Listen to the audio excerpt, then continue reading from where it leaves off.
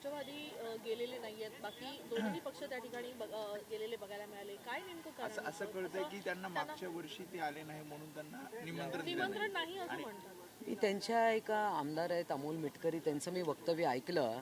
त्यांना मागच्या वर्षी निमंत्रण होतं आणि त्याही त्यांनी असाच काहीतरी मुद्दा उपस्थित केला होता.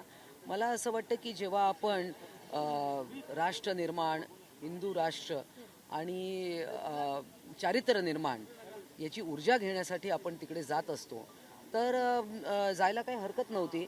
परंतु मग आम्हाला बोलवलंच नाही वगैरे. जेव्हा बोलवलं तर तेव्हा तुम्ही जात नाही, आणि नाही बोलवलं की म्हणतात की आम्हाला बोलवलं नाही. त्यांना बोलवलं होतं की नाही मला माहिती नाही, परंतु मागच्या वर्षी मात्र त्यांना बोलवलं होतं आणि ते नव्हते, एवढं मात्र मला लक्षात आहे.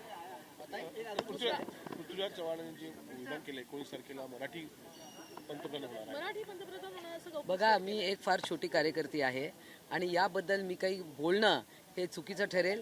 आता पृथ्वीराज चव्हाण हे ज्योतिषकार किंवा भविष्यकार कधी झालेत मला माहिती नाही, परंतु हे त्यांनाच विचारलेलं बरं. वडेट्टीवार म्हणतायत की पुढच्या 2-3 महिन्यामध्ये अशीच एक गोष्ट होणार आहे आणि त्या गोष्टी संदर्भात काही घडामोडी दिल्लीत घडत आहेत. त्यांनी खरं तर महाराष्ट्राच्या समस्यांबद्दल बोलावं.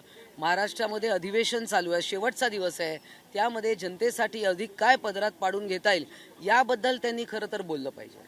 पालघर घटनेमध्ये काल पडसद उमटताना दिसतं सभागृहामध्ये, विरोधकांनी आवाज उचललं, कसं बघताय? नाही, यावर आज मुख्यमंत्री निश्चितच उत्तर देतील. दोन्ही सभागृहांमध्ये अत्यंत गंभीर प्रकार आहेत आणि हे त्वरित थांबले पाहिजे.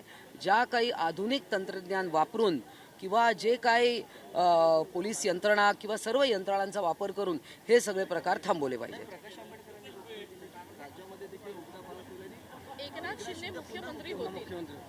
एकनाथ शिंदे नेहमी काय म्हणतात की त्यांना सगळ्यात मोठं टायटल काय मिळालं आहे तर लाडक्या बहिणींचा भाऊ, आणि ते खूप गर्वाने आणि अभिमानाने याबद्दल बोलत असतात.